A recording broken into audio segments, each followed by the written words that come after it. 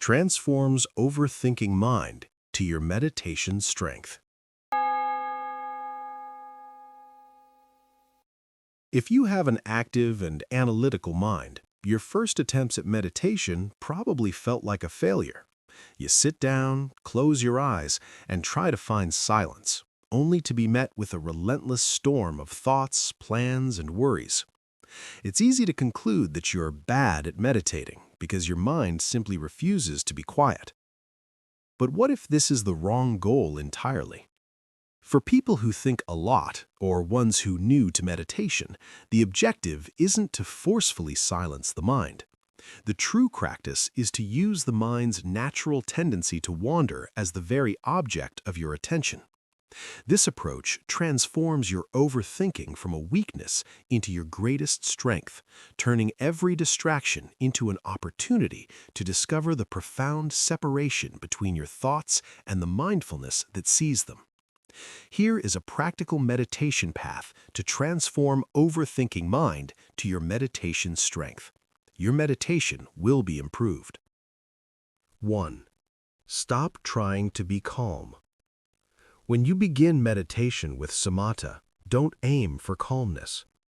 For people who think a lot, calmness is difficult. If you practice Samatha wanting peace, you will end up disappointed. When it's not calm the way you expect, you start forcing the mind. When you force, the mind becomes tense. Tension brings stress. Stress brings exhaustion. And when the mind is exhausted, it becomes dull, sleepy, and then you misunderstand and think, this must be jhana, but it's not. So instead of wanting calm, change the motivation. Don't want calm, want to know. Want to know the truth of the mind.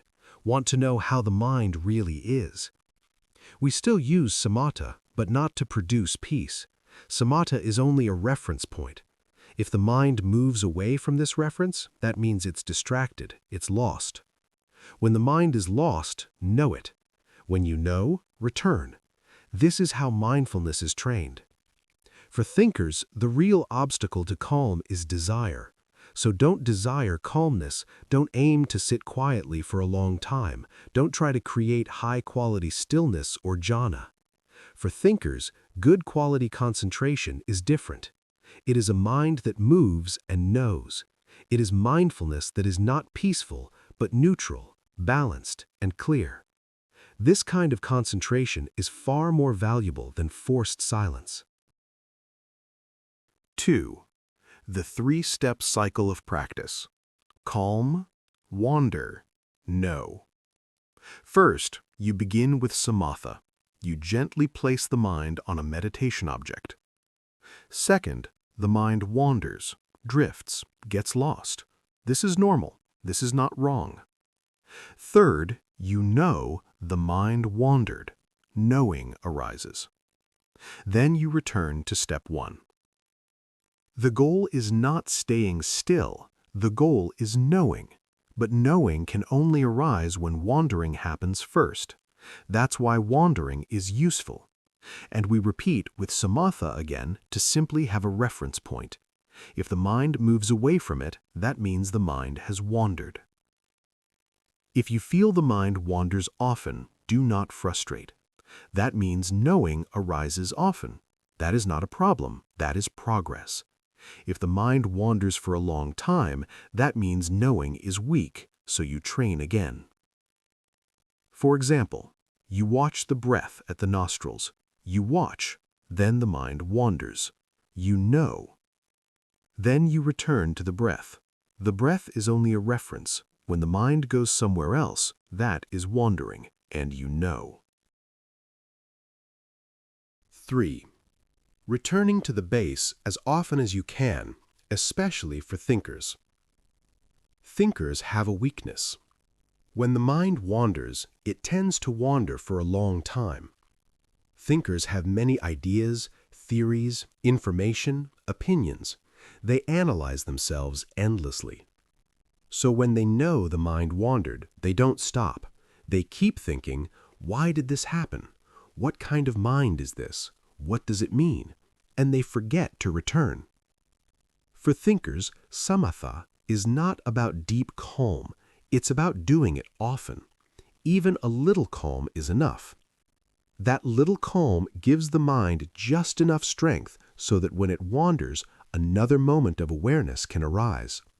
This is better than analyzing endlessly. That's why teachers say we need a base to return to after wandering. Use the body as the base. It can be the breath, a mantra like bud, do, or nib, pan. Awareness at the nose or the chest. Keeping awareness anchored in the body helps you notice mental movement faster. You can even add counting. Breath in, say nib. Breath out, say pan 1. In, nib, out, pan 2. In, nib, out, pan 3. This helps the mind stay connected. 4. Where wisdom actually arises. Wisdom does not arise while you are calming the mind. Wisdom arises when the mind wanders and you know it, but this knowing must be neutral. It must accept what is seen. If you dislike the wandering mind, then the knowing mind becomes unwholesome too. But if you know with acceptance, you will see clearly. The wandering mind and the knowing mind are completely different moments. They cannot exist together. You will see clearly that what you thought was one mind is actually many moments arising and passing. This is real insight. After knowing, don't try to continue insight. Just return to samatha. Even if insight feels good, don't cling to it. Start again. 5. Practice in formal sitting and in daily life. When will you start your formal practice? Don't wait until life is perfectly free. Just set aside some time, even 1 hour. Sit, walk, chant, it doesn't matter. Practice consistently. And you can do daily life practice. If your work requires thinking, then stay with the work. Use your work as meditation. When the mind leaves the work, know it. That is distraction. Working with concentration makes the work easier to complete. People often fail at their work not because the task is difficult, but because the work is right in front of them while the mind goes somewhere else, thinking about shopping, feeling irritated with coworkers, or planning something unrelated. When the mind leaves the work doesn't get done. In fact, everyone has already experienced this kind of concentration before. But when it comes to meditation practice, we start seeing work as an obstacle. Actually, work is what helps us. Working with concentration simply means keeping the mind with the work. And when the mind leaves the work, that is distraction. Even thinking, I really like to practice meditation right now while working, that is already distraction. Walking to the restroom, walk knowingly.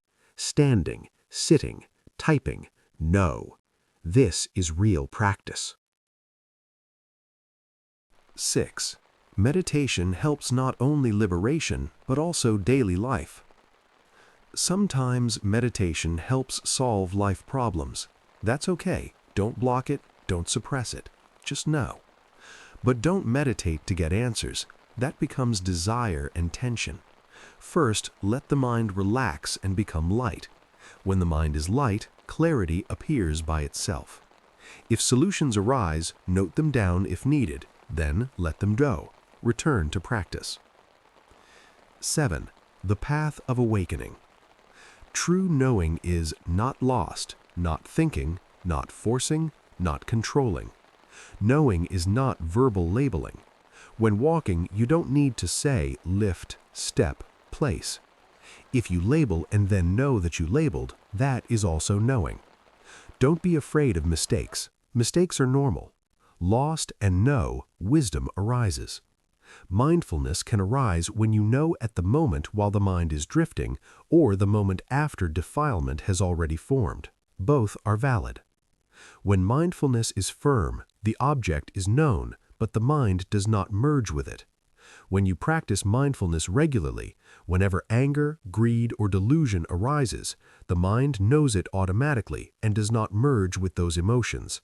Anger, greed, and delusion then fade away, and you can live with inner freedom and genuine ease. 8.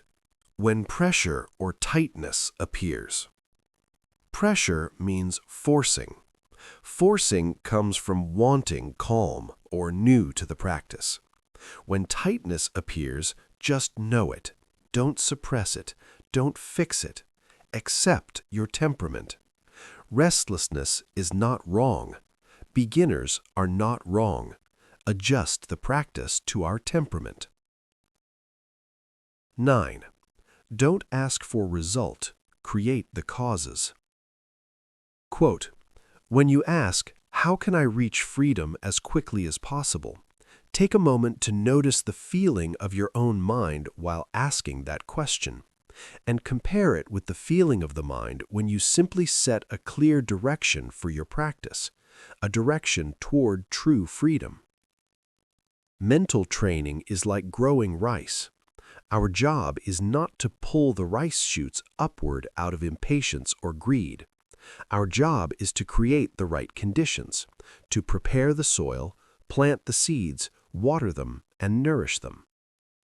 When we keep asking, "How can I get there faster?" that is already expectation, and expectation is desire.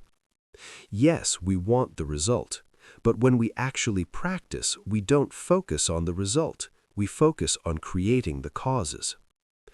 To develop calm, the cause is simply knowing the meditation object with a relaxed and comfortable mind.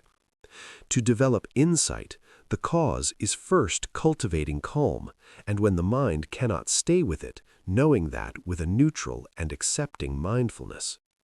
Just keep creating the causes. Don't aim at the result. Repeating in the mind, "I want it faster, I want it faster," only brings more desire. This is different from setting a clear direction for life. We may set our direction toward awakening and freedom, but once that direction is set, when we sit down to practice, we don't think about the final goal. We don't keep wanting and wanting. That would only tighten the mind. When we practice, we simply know. We know what is happening. We know the present moment. Is this video helpful for you? When I first began my practice, no one explained this point in detail. When the mind was not calm, I simply kept practicing, hoping it would eventually improve. During a 1-hour sitting, there was quite a lot of mental stress. For me, this new understanding has helped my practice greatly. I now know that whenever something arises in the stream of thoughts, I simply acknowledge it without getting involved and then begin again. That 1 hour of practice has completely changed. It has become much more joyful and at ease. I would like to express my deep gratitude to Venerable Ajahn Krishnamalo and his teacher, Venerable Ajahn Pramote Pamojo. This talk are inspired by Venerable Krishnamalo, Prasarn Sukh Dhamma Garden in Thailand. The content is shared from the teacher's direct experience, not from written texts or prepared documents. You may not understand everything right away, and that is perfectly natural. With continued practicing, understanding unfolds in its own time. May we continue to practice together, walking this path right alongside each other. Thanks for watching the Let Go Place, your gentle pause from the chaos. More Dhamma from respectful Thai monks will come. Please like and subscribe our channel. Drop a comment on how you feel or what you'd like to know more. See you next time, unless enlightenment gets you first.